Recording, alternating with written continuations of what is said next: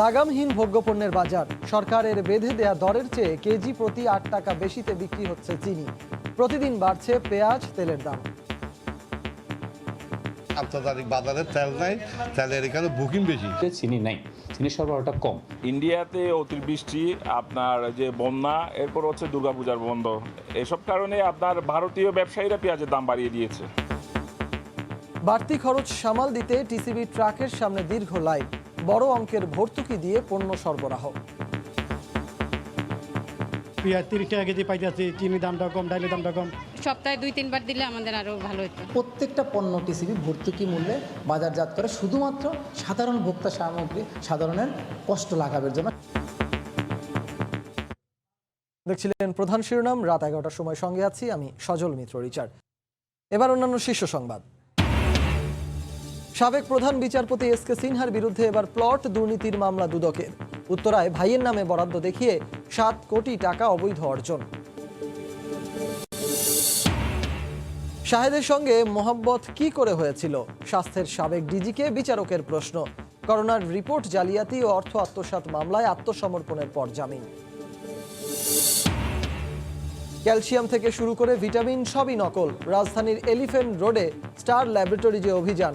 অর্ধ কোটি টাকার ওষুধ জব্দ, মালিক সহ আটক 2।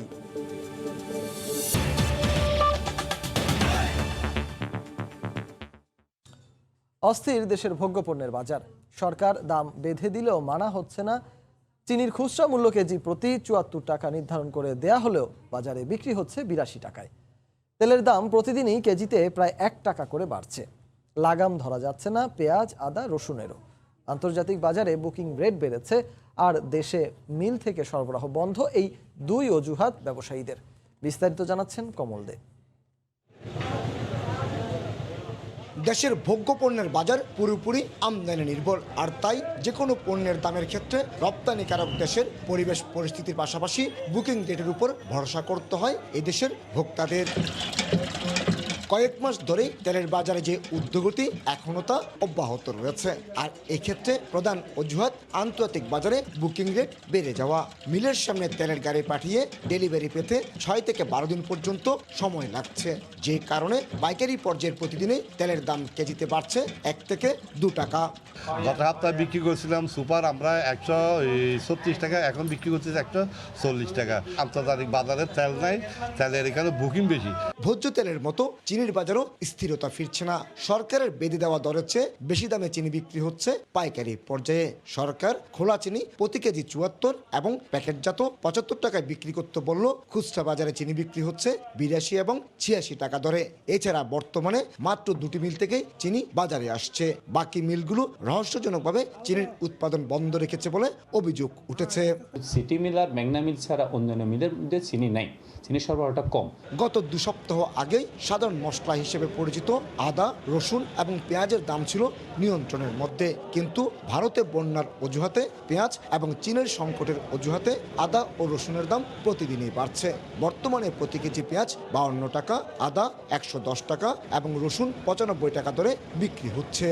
ইন্ডিয়াতে অতিবৃষ্টি, আপনার যে বন্যা, এরপর হচ্ছে দুর্গাপূজার বন্ধ, এসব কারণে আপনার ভারতীয় ব্যবসায়ীরা পেঁয়াজের দাম বাড়িয়ে দিয়েছে। চাইনা আদা হচ্ছে 105 থেকে 110 টাকা, আর চাইনা রসুন হচ্ছে 95 থেকে 97 টাকা। এদিকে কয়েক সপ্তাহ বাড়ার পর চলতি সপ্তাহে ডালের দাম বৃদ্ধিতে কিছুটা নিয়ন্ত্রণ ফিরছে। এই সপ্তাহে মসুর 84 টাকা, মটর 40, ছোলা 65 টাকা দরে বিক্রি হচ্ছে। যে মসুর ডাল আপনার গত সপ্তাহে 84 টাকা ছিল, সপ্তাহে 84 টাকা আছে বিদেশিটা, আর দেশিটা আপনার প্রকারভেদে 90 থেকে আপনার 102 টাকা পর্যন্ত আছে। মনিটরিং বাড়িয়ে যাতে করে ব্যবসায়ীরা যথা নিয়ম অনুসরণ করে মূল্য তালিকা একটা টানাতে হবে, যাতে ভোক্তা সাধারণ বোঝে যে কোন খোলা পণ্যটির দাম কত। আমরা কিন্তু সেই বিষয়টি তদারকি করছি। ভারত, মিয়ানমার ও চীন থেকে পেঁয়াজ, আদা, রসুন, ব্রাজিল, থাইল্যান্ড, ইন্দোনেশিয়া, মালয়েশিয়া থেকে ভোজ্য তেল এবং চিনি আমদানি করে বাংলাদেশ। কমল দে, সময় সংবাদ, চট্টগ্রাম। এদিকে নিত্যপণ্যের বাড়তি খরচ সামাল দিতে দীর্ঘ লাইন টিসিবি ট্রাকের সামনে। পণ্য সরবরাহ বাড়ানোর দাবি, নাভিশ্বাস ওঠা ভোক্তাদের।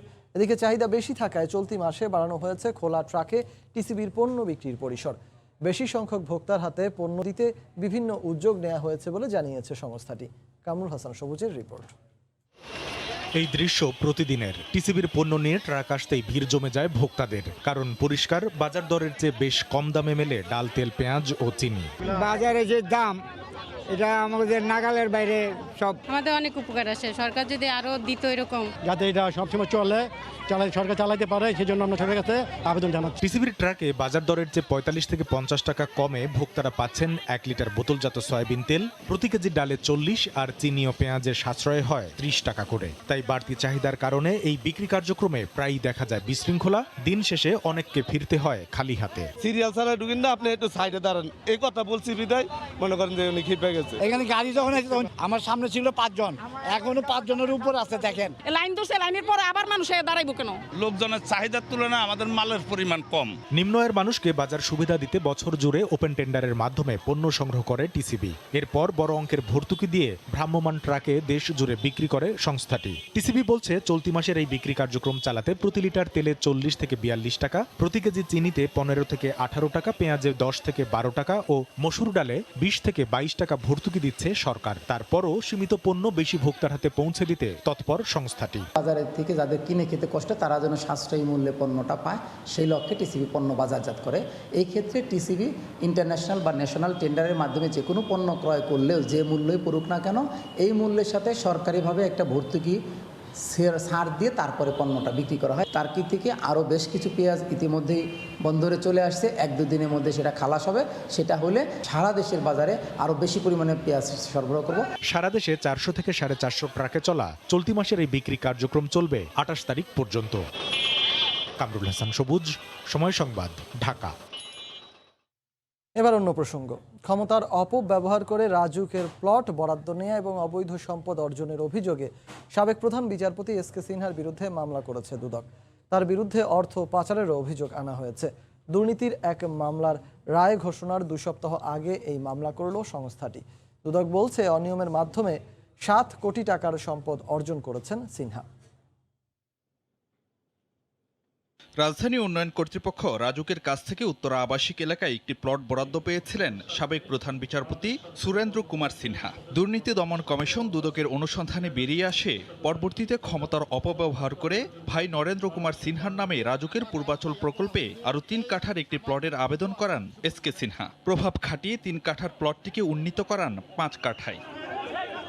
এসকে সিনহার ক্ষমতার অপব্যবহার এখানেই শেষ নয়। ভাইয়ের নামে পূর্বাচলে পাওয়া প্লটটি স্থানান্তর করে উত্তরা ৪ নম্বর সেক্টরে অনুমোদন করান তিনি। নিজেই পরিশোধ করেন প্লটের যাবতীয় অর্থ, মোট ৭৫ লাখ টাকা। পরে নির্মাণ করেন ৯ তলা ভবন। দুদকের অনুসন্ধানে বেরিয়ে আসে প্লট বরাদ্দে ক্ষমতার অপব্যবহার এবং ৯ তলা ভবন তৈরি করে ৭ কোটি ১৪ লাখ টাকা বেনামে অর্জন করেছেন সাবেক প্রধান বিচারপতি এসকে সিনহা। সে কারণেই তার বিরুদ্ধে বৃহস্পতিবার অবৈধ সম্পদ অর্জন এবং অর্থ পাচারের অভিযোগে মামলা করে দুর্নীতি দমন কমিশন। সব মিলিয়ে ৭ কোটি ১৪ লক্ষ ৫,৮৬৫ টাকা এই সম্পদ জনাব সুরেন্দ্র কুমার সিনহা অসৎ উদ্দেশ্যে নিজ ক্ষমতার অপব্যবহার করে প্রতারণার মাধ্যমে নিজ ভাই এবং নিজের আত্মীয়দের নামে বেনামে অর্জন করেছেন, যার কোনো বৈধ উৎস নাই। তার জ্ঞাত আয়ের সাথে অসঙ্গতিপূর্ণ এবং উক্ত সম্পদ অর্জনের ক্ষেত্রে অবৈধ পন্থায় অর্জিত অর্থ বিভিন্ন ব্যক্তির হিসাবের মাধ্যমে স্থানান্তর, রূপান্তর ও হস্তান্তর করে। দুদকের কাছে জানতে চাওয়া হয় রাজুকের কোনো কর্মকর্তা এর সঙ্গে জড়িত ছিল কিনা। দেখা যাক, যদি ক্ষমতার অপব্যবহার বা অত্যাধিক ব্যবহার, মাত্রাতিরিক্ত চাপ, এগুলোও তো থাকতে পারে। সবকিছু মিলিয়েই দেখবে দুদক। এদিকে মিথ্যা তথ্য দিয়ে এসকে সিনহার বিরুদ্ধে অন্য একটি মামলা করার অভিযোগে বিএনপি নেতৃত্বাধীন জোট সরকারের সাবেক যোগাযোগ মন্ত্রী ব্যারিস্টার নাজমুল হুদার বিরুদ্ধে চার্জশিট অনুমোদন দিয়েছে দুদক। ফারুক ভূঁইয়া, রবিন, সময় সংবাদ, ঢাকা। আলোচিত চরিত্র শাহেদের সঙ্গে মোহাব্বত কি করে হয়েছিল? করোনার রিপোর্ট জালিয়াতি ও অর্থ আত্মসাৎ মামলায় স্বাস্থ্যের সাবেক ডিজি আবুল কালাম আজাদ আত্মসমর্পণ করতে গেলে তাকে এ প্রশ্ন করেন বিচারক। উত্তরে আজাদ বলেছেন, চুক্তি স্বাক্ষরের আগে তাকে চিনতেন না, জানতেনও না যে শাহেদ প্রতারক। পরে অসুস্থতা বিবেচনায় সাবেক ডিজিকে জামিন দেন আদালত। দুদক বলছে, তার বিরুদ্ধে অপরাধ প্রমাণে যথেষ্ট তথ্য ও উপাত্ত রয়েছে। রিজেন্ট কাণ্ডের শুরু থেকেই নাম আসে সে সময়ের স্বাস্থ্য অধিদপ্তরের মহাপরিচালক আবুল কালাম কালাম আজাদের। মামলায় তার নাম বাদ দেয়া হলেও তদন্তে তথ্যপত্র মেলায় তার বিরুদ্ধে আদালতে অভিযোগপত্র দেয় দুদক। এ মামলাতেই বৃহস্পতিবার আত্মসমর্পণ করেন আবুল কালাম আজাদ। তাকে পেয়ে বিচারক জানতে চান রিজেন্টের শাহেদের সাথে তার এত মহব্বত কিভাবে হয়েছিল। নিজেকে নির্দোষ দাবি করে আদালতে সাবেক ডিজি বলেছেন, রিজেন্টের শাহেদের সাথে চুক্তি স্বাক্ষরের আগে তাকে চিনতেন না। শাহেদ যে প্রতারক এটিও জানতেন না তিনি। উনি নিজে স্বীকারও করেছেন যে হ্যাঁ, শাহেদ একজন প্রতারক। এই প্রতারকটা উনি আগে জানতে পারেননি। এই কথাটাই বলেছেন যে শাহেদের সাথে উনি প্রথম দেখা হয়েছিল যেদিন এটা সই হয়, স্বাক্ষর যেদিন হয় সেই দিনই প্রথম দেখা হয়, এবং সেই স্বাক্ষর অনুষ্ঠানে ওই স্বাস্থ্য মন্ত্রণালয়ের মন্ত্রী মহোদয় উপস্থিত ছিলেন, আরও বড় বড় কর্মকর্তারা উপস্থিত ছিলেন সেইখানে।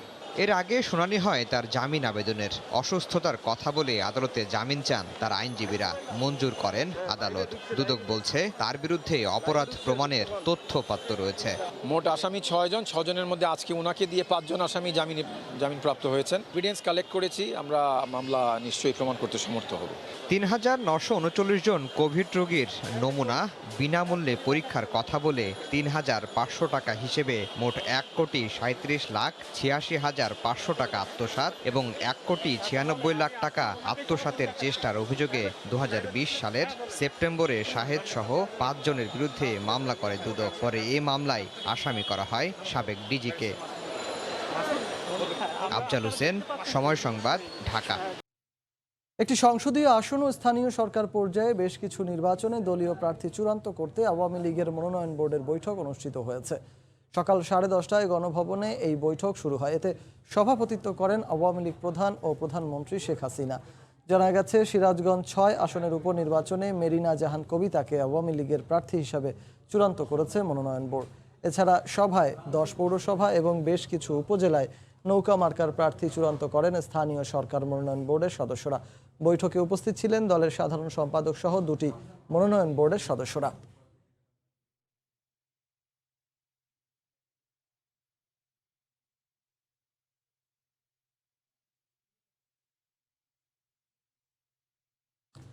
নির্বাচন কমিশন গঠনে আইন করার সময় নেই, সে কারণে সার্চ কমিটির মাধ্যমেই কমিশন গঠন করা হবে বলে জানিয়েছেন আইনমন্ত্রী অ্যাডভোকেট আনিসুল হক। বেসরকারি বিশ্ববিদ্যালয় ইউল্যাবে এক অনুষ্ঠান শেষে সাংবাদিকদের প্রশ্নের জবাবে একথা জানান মন্ত্রী।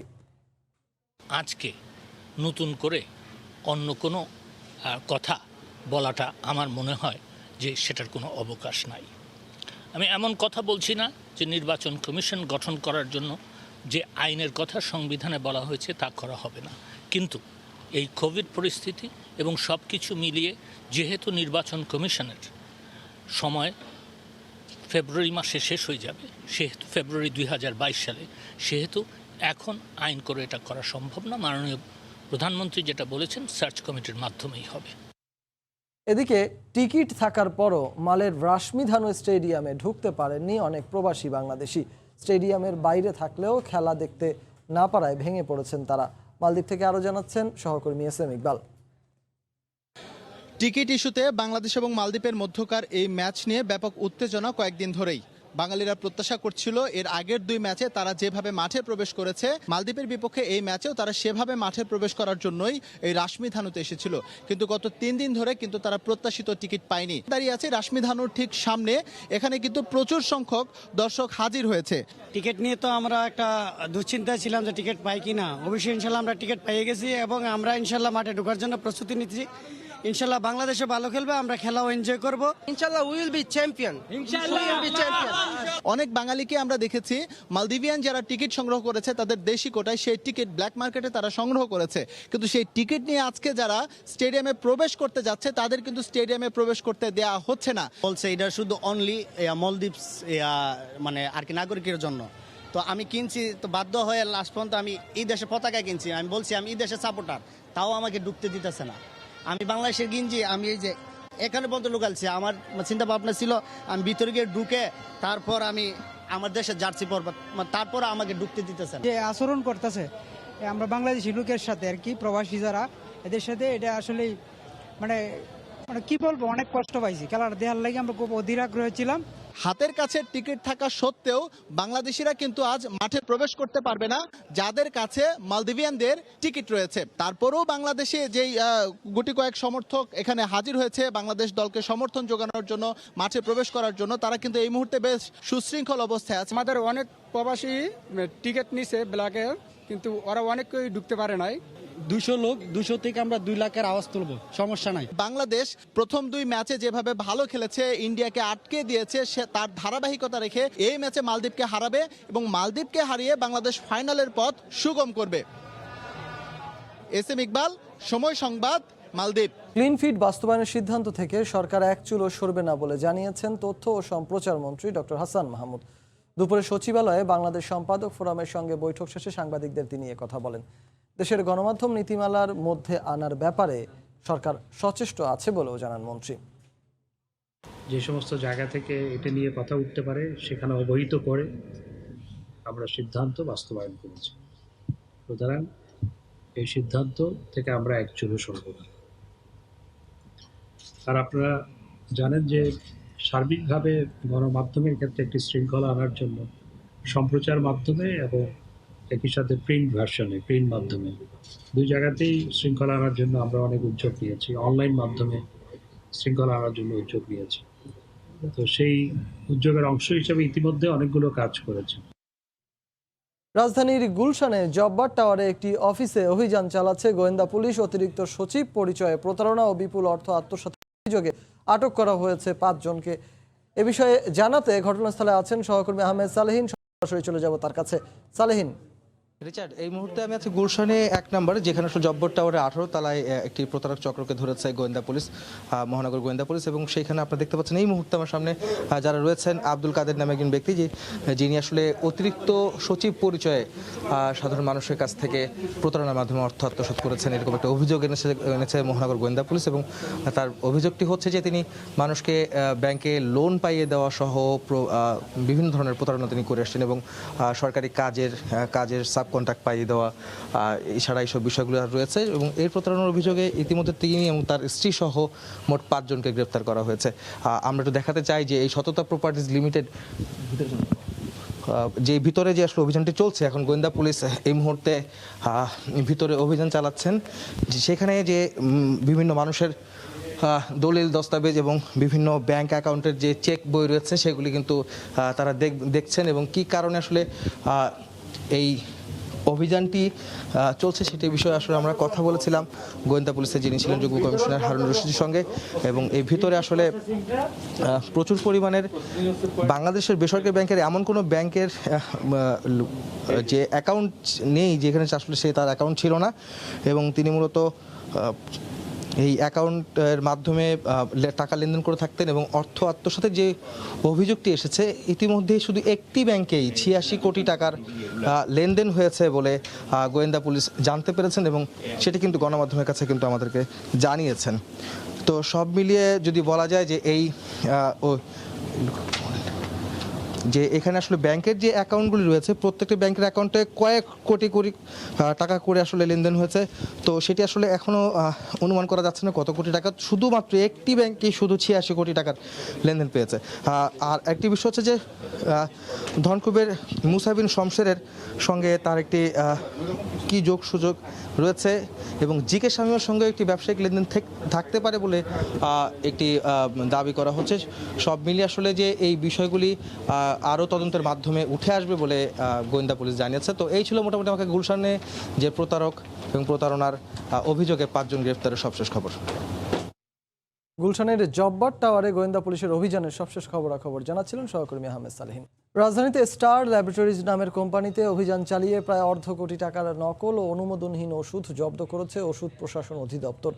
ওষুধ প্রশাসন বলছে ক্যালসিয়াম থেকে শুরু করে অন্তঃসত্ত্বা নারীর বিভিন্ন ভিটামিন জাতীয় ওষুধ নকল করে আসছিল প্রতিষ্ঠানটি। 2 জনকে আটক করেছে পুলিশ। প্রলিফা নামের স্নায়ু দুর্বলতা সহ শারীরিক নানা সমস্যায় এই ওষুধটি ইটালির মূল ব্র্যান্ডের আদলে বানানোর কথা বলা হলেও মানা হয়নি সঠিক পদ্ধতি। স্টার প্রলিফা নামে অনুমোদন থাকলেও শুধু প্রলিফা নাম দিয়েই রাজধানীর বিভিন্ন ফার্মেসিতে দেদারসে বাজারজাত করে আসছিল প্রতিষ্ঠানটি। এছাড়া জীবন নামের এই ক্যালসিয়াম জাতীয় ওষুধটির অনুমোদন আছে 250 mg'র, অবলীলায় তা 500 mg'তে রূপান্তর করে তৈরি করছে স্টার ল্যাবরেটরিজ। এছাড়া অনুমোদন নেই এমন ওষুধও তৈরি করছে প্রতিষ্ঠানটি। বৃহস্পতিবার বিকালে রাজধানীর এলিফ্যান্ট রোডে অভিযান চালায় ওষুধ প্রশাসন অধিদপ্তর ও গোয়েন্দা পুলিশ। এ সময় জব্দ করা হয় বিপুল পরিমাণ ওষুধ, যার আনুমানিক বাজার মূল্য প্রায় 50 লাখ টাকা। অনুমোদন নেই, আবার প্রোডাকশনের আপনার যে ক্যাপাবিলিটি সেটাও নেই তারা বলছে। এ বিষয়ে আপনার বক্তব্য কি? ক্যাপাবিলিটি না থাকলে তো পারমিশন পাইতাম না। আমি পারমিশন পাইছি। আমাদের ওই যে জিরো সাইজ হওয়াতে একটু বলেছে, আমাদের প্যাকিংয়ের জিনিসগুলো ঠিক করতে হবে। নকল করি না, ওরা আমরা হয়তো বেশি কম লিখছি, ঠিক করতে হবে। ওষুধ প্রশাসন অধিদপ্তর বলছে এমন ওষুধ সেবনে কিডনি জটিলতা সহ লিভারে স্থায়ী সমস্যা দেখা দিতে পারে। এক ধরনের পারমিশন নিয়েছে, কিন্তু বানাচ্ছে আরেক ধরনের। মার্কেটিংয়ের সুবিধার্থে তাদের নিজেদের মতো করে ওষুধ বানাচ্ছে এবং জনগণকে প্রতারিত করার উদ্দেশ্যে বেশি দাম দিয়ে তারা ওষুধ বানাচ্ছে। কিছু কিছু ওষুধ আমরা জব্দ করি, কিছু আছে অনুমোদিত, তাদের দেখা যাচ্ছে যে 500 মিলিগ্রাম অনুমোদন আছে, কিন্তু 300 মিলিগ্রাম অনুমোদন আছে, তারা 500 মিলিগ্রাম বানাচ্ছে। লোকজন তো ইকোনমিক্যালি অনেক লস হচ্ছে। যারা লিভার সিস্টেমে আক্রান্ত হচ্ছে তারা এই ওষুধ খেয়ে বিভিন্নভাবে প্রতারিত হচ্ছে, তাদের ওষুধ ভালো হচ্ছে না, তারা আরও বেশি কমপ্লিকেশনের মধ্যে পড়ে যাচ্ছে। এ ধরনের অভিযান অব্যাহত থাকবে বলে জানিয়েছে ওষুধ প্রশাসন অধিদপ্তর। তোহা খান তামিম, সময় সংবাদ, ঢাকা। বাংলাদেশ বিরোধী অপতৎপরতার অভিযোগে সুইডেনে বসবাসরত সাংবাদিক তসনিম খলিলের বিরুদ্ধে সুইডেনে মামলা করেছেন সর্ব ইউরোপিয়ান আওয়ামী লীগ ও সুইডেন আওয়ামী লীগ নেতারা। সামাজিক মাধ্যমে এবং তার সম্পাদনায় ওয়েব পোর্টালে দেশ বিরোধী প্রোপাগান্ডা চালানোর অভিযোগে তাসনিমের বিরুদ্ধে এ মামলা করা হয়েছে বলে জানান তারা। সুইডেন থেকে আরও জানাচ্ছেন শফিউল আলম। স্থানীয় সময় বৃহস্পতিবার সুইডেনের রাজধানী স্টকহোমে তাসনিম খলিলের বিরুদ্ধে মামলা করেন সর্ব ইউরোপিয়ান আওয়ামী লীগের সভাপতি, অস্ট্রিয়া প্রবাসী লেখক ও সাংবাদিক এম নজরুল ইসলাম সহ সর্ব ইউরোপিয়ান আওয়ামী লীগের সাধারণ সম্পাদক মুজিবুর রহমান, সুইডেন আওয়ামী লীগ নেতা প্রকৌশলী মাহফুজুর রহমান ভূঁইয়া, প্রকৌশলী হেদায়েতুল ইসলাম শেলি ও দালিল উদ্দিন। তার বিরুদ্ধে অভিযোগ, তিনি দেশ বিরোধী প্রোপাগান্ডা ছাড়াও নানা মিথ্যা তথ্য প্রচার করছেন। সন্ত্রাসবাদকে উস্কে দেওয়া ছাড়াও বিভিন্ন ধর্মের মধ্যে বিদ্বেষ ছড়ানোর অভিযোগে তাসনিম খলিলের বিরুদ্ধে মামলা করা হয়েছে বলে জানান নেতারা।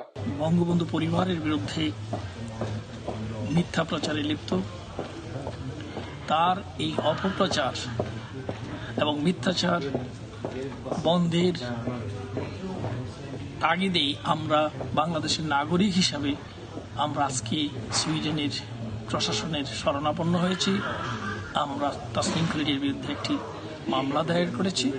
আমাদের বিশ্বাস সুইডেন সরকার এই বিষয়টি গুরুত্বের সঙ্গে নেবেন এবং তাসনিম খলিলের এই অপপ্রচার বন্ধে তারা প্রয়োজনীয় পদক্ষেপ নেবেন। আমরা চাই না প্রবাস থেকে কেউ কোনো মিথ্যা প্রোপাগান্ডা দিয়ে আমাদের দেশ ও আমাদের প্রতিবন্ধক সৃষ্টি করুক। বাংলাদেশের বিরুদ্ধে, বাংলাদেশের প্রধানমন্ত্রীর বিরুদ্ধে মিথ্যা রটনা করে যাচ্ছে ফেসবুক মিডিয়ার মাধ্যমে। তাই আজকে আমরা সুইডেন সরকারের কাছে তার বিরুদ্ধে, বাংলাদেশের বিরুদ্ধে ষড়যন্ত্র করার জন্য আমরা আইনগত ব্যবস্থা নেওয়ার জন্য ওর বিরুদ্ধে আমরা কেস করেছি। আমি এর তীব্র প্রতিবাদ করছি এবং তার বিরুদ্ধে আজকে যে মামলা হয়েছে, আমরা আশা করি সুইডিশ আইন অনুসারে এদেশের সরকার প্রয়োজনীয় ব্যবস্থা গ্রহণ করবেন।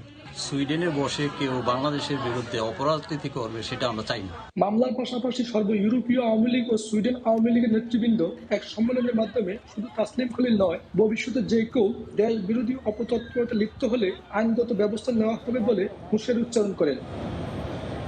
শফিউল আলম, সময় সংবাদ, সুইডেন।